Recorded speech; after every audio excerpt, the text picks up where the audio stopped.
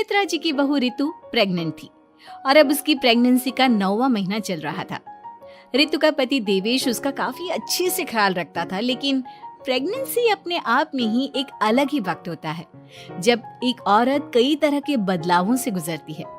शरीर के साथ साथ उसके अंदर बहुत सारे इमोशनल चेंजेस भी आते हैं और रितु इन सब चीजों से गुजर रही थी। इसीलिए कई बार वो बहुत परेशान हो जाती थी। उसे बार बार बहुत मुश्किलों का सामना करना पड़ रहा था। एक दिन अचानक शाम के वक्त रितु जोर जोर से रोने लगी। अरे रितु बेटा, क्या हुआ? तुम रो क्यों रही हो? कुछ नहीं मम्मी जी, बस बहुत परेशान हो रही हूँ मैं। हाँ बेटा, वो तो मुझे भी दिख रहा है, तभी तो रो रही हो तुम। लेकिन परेशानी के पीछे की वजह तो बताओ, आखिर बात क्या है? किसी ने कुछ कहा क्या तुमसे? नहीं मम्मी जी, किसी ने कुछ भी नहीं कहा, बस ऐसे ही मेरा मन कर रहा है रोने का। अरे बेटा, ये क्या बात हुई? रोने का मन कर रहा है? अरे तुम माँ बनने वाली हो, अगर इस तरह रहोगी ना तो बच्चा भी रोने वाले नेचर का पैदा होगा। तो फिर मैं क्या करूं मम्मी जी? मुझे बता अपने दिल की बात, मेरे साथ शेयर कर कि क्या परेशानी है। वो क्या है ना मम्मी जी, मैं अपने पेट की तरफ देखती हूँ ना तो अजीब सी घबराहट होती है। अरे लेकिन क्यों बेटा? तुम्हारे पेट में तो तुम्हारा आने वाला बच्चा है, इसे देखकर तुम्हें खुश होना चाहिए। मम्मी जी वो क्या है ना, मेरा पेट इतना बड़ा हो गया है, शरीर की हालत ऐसी हो गई है तो सोच सोच कर डर लगता है कि मैं कभी फिर से पहले जैसे स्लिम और ब्यूटीफुल हो पाऊंगी क्या। अरे बेटा, ये तो कुछ दिनों की बात है, सब कुछ बिल्कुल पहले जैसा हो जाएगा। कुछ दिनों के बाद तुम्हें चिंता करने की कोई जरूरत नहीं होगी। रितु, क्या हुआ? तुम बार बार करवटें क्यों बदल रही हो? रात के 2 बज रहे हैं, सो जाओ ना अब। देवेश, नींद नहीं आ रही है, मैं ठीक से सो नहीं पा रही हूँ। अरे ये क्या, तुम तो उठकर बैठ गई। इस तरह बैठे बैठे पूरी रात बिताओगी क्या? क्या करूं देवेश, पेट की वजह से जैसे ही लेटती हूँ अजीब सा लगने लगता है, ठीक से सो भी नहीं पाती। तुम एक काम करो, अपने पेट के बगल में एक तकिया लगा लो, तुम्हें ठीक से नींद आ जाएगी। वो भी करके देख लिया, अब तो लगता है जब तक बच्चा इस दुनिया में नहीं आएगा मैं ठीक से सो भी नहीं पाऊंगी। रितु, बच्चा आने के बाद कौन सा चैन की नींद सो पाओगी? कम से कम अब तो आराम कर लो। तुम सो जाओ देवेश, मैं बैठे बैठे ही अपनी नींद निकाल लूंगी। और फिर कुछ दिन के बाद सुमित्रा जी के घर पर कुछ परिचित लोग मिलने के लिए आते हैं। मम्मी जी, आप उन लोगों के साथ बैठकर बातें करिए, मैं सबके लिए चाय बना देती हूँ। अरे नहीं नहीं बेटा, मैं कर लूंगी, अभी तुम्हारी तबीयत ठीक नहीं है ना, तुम आराम करो। अरे मम्मी, घर के छोटे मोटे काम तो मैं करती हूँ ना, चाय बनाने में कैसी प्रॉब्लम? अच्छा ठीक है, अगर कोई परेशानी नहीं है तो बना दो चाय।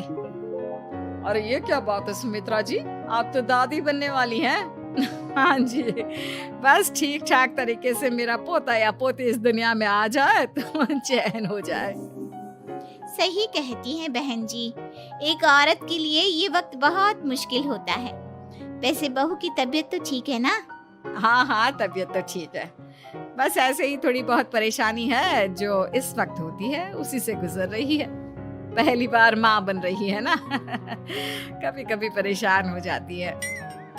सुमित्रा जी रिश्तेदारों से बात करती है और उन्हें काफी देर हो जाती है।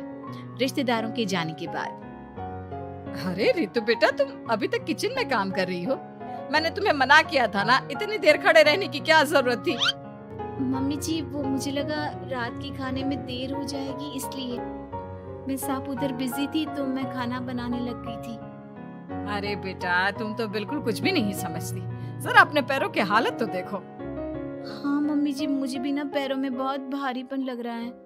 ये भारीपन नहीं है, ज्यादा देर खड़े रहने की वजह से तुम्हारे पैरों में सूजन आ गई है। आप कमरे में जाकर आराम करो, चलो। और सुनो, अपने पैरों के नीचे ना तकिया लगा लेना, सर के नीचे मत लगाना, ठीक है? अपने कमरे में जाने के बाद यार ये प्रेगनेंसी भी कितनी अजीब चीज है, कभी रोने का मन करता है, कभी हंसने का। घर में सब मुझे बहुत प्यार करते हैं, लेकिन प्रेगनेंसी की जो प्रॉब्लम्स मैं फेस कर रही हूँ वो मैं किसी को नहीं समझा सकती।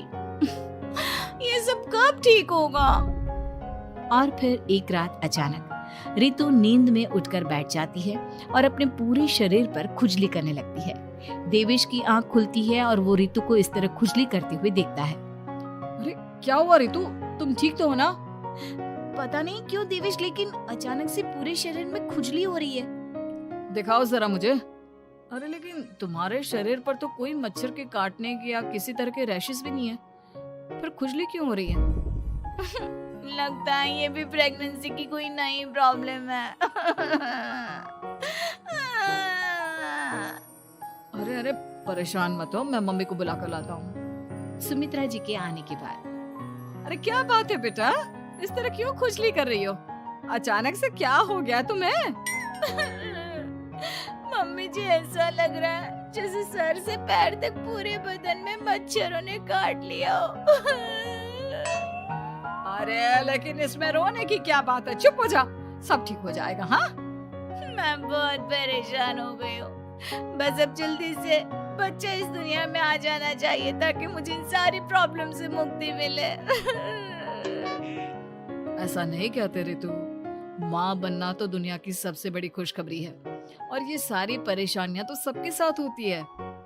जानती हूँ, लेकिन फिर भी क्या करूँ, रात को सो नहीं सकती, कभी पेट भर के खाना खा लेती हूँ तो उल्टी करने का मन करता है, ज्यादा देर खड़ी हो जाती हूँ तो पैर में सूजन आ जाती है, ज्यादा देर बाहर घूमने भी नहीं जा सकती वरना टॉयलेट की प्रॉब्लम। ये सब कब ठीक होगा? कुछ दिन और बीत गए और अब तक रितु का 9वां महीना खत्म होने का वक्त आ गया था। अब हर दिन रितु बस यही सोचती थी कि उसका बच्चा इस दुनिया में आने वाला है। हाँ, वो बात अलग थी कि वो कई तरह की इमोशनल चेंजेस से गुजर रही थी और फिर एक दिन अचानक, देवेश मुझे ना चाउमीन खाने का मन कर रहा है। अभी रात के 12 बजे? अरे रितु, इस वक्त चाउमीन कहाँ से लेकर आऊंगा मैं? किसी होटल में फोन करो ना, कोई तो डिलीवर करता होगा ना इतनी रात को।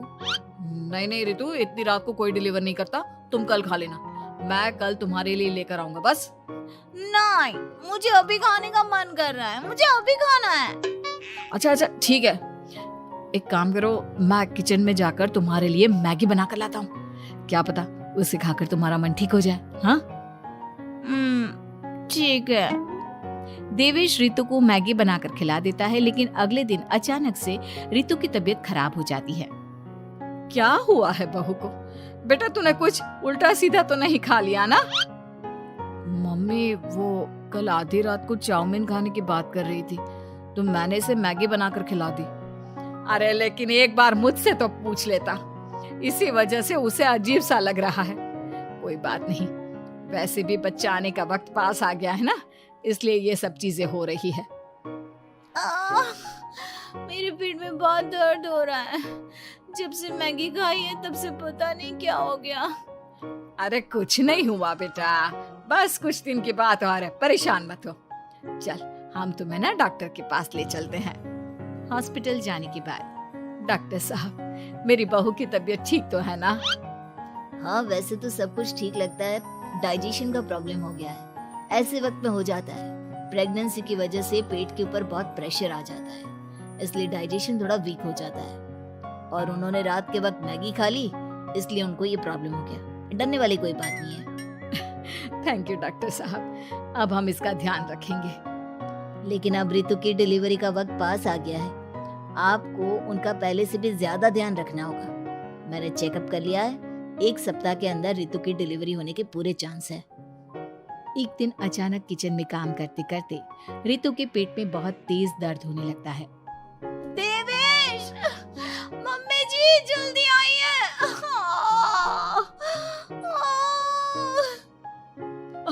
अरे क्या हुआ बहू, क्या हुआ तुम्हें? बहुत दर्द हो रहा है मम्मी, मेरे पेट में बहुत तेज दर्द हो रहा है, मुझसे खड़ा भी नहीं रहा जा रहा। इधर आ जाओ रितु, मैं तुम्हें बेड पर लिटा देता हूँ, सब ठीक हो जाएगा। बेटा मुझे लगता है इसकी डिलीवरी का वक्त पास आ गया है। अब हमें रितु को हॉस्पिटल ले जाना होगा। वैसे भी डॉक्टर ने कहा था कि 1 सप्ताह के अंदर डिलीवरी कभी भी हो सकती है। मुझे बहुत दर्द हो रहा है, ऐसा लग रहा है जैसे मैं मर जाऊंगी। प्लीज मुझे बचा लो देवेश। अरे रितु घबराओ मत, ऐसा कुछ नहीं होगा। हॉस्पिटल पहुंचने के बाद आप जल्दी से रितु को एडमिट करवा दीजिए और आप लोग बाहर वेट करिए। नहीं, मुझे बहुत दर्द हो रहा है। रितु समझने की कोशिश करो, सब कुछ ठीक हो जाएगा। रितु को लेबर पेन शुरू हो गया था और वो काफी तकलीफ से गुजर रही थी। एक बच्चे को जन्म देते समय औरत जिस तकलीफ से गुजरती है उसे सिर्फ वही समझ सकती है। रितु की तकलीफ को देखकर देवेश भी काफी इमोशनल हो गया था। रितु को इस तरह चीखते देखकर उसे बहुत दुख हो रहा था, लेकिन आधे घंटे के बाद जब डॉक्टर अपने हाथ में रितु और देवेश की छोटी सी बच्ची को लेकर आया तो रितु के चेहरे पर स्माइल आ गई। रितु, ये देखो तुम्हारी और मेरी नन्ही सी बेटी। ये तो एकदम परी की तरह दिखती है। दिखेगी क्यों नहीं, एकदम तुम पर गई है ना, इसलिए। लेकिन मम्मी, उसकी नाक तो मेरे जैसी है। अच्छा ठीक है, नाक तुम रख लो, बाकी सब मेरे जैसा। देखा रितु, तुमने कितनी तकलीफ सही, लेकिन उस तकलीफ के बदले तुम्हें भगवान ने ये छोटी सी परी दे दी। और ऐसा सब औरतों के साथ होता है। तुमने बहुत हिम्मत रखी है बेटा, और इसका नतीजा आज हमारे सामने है।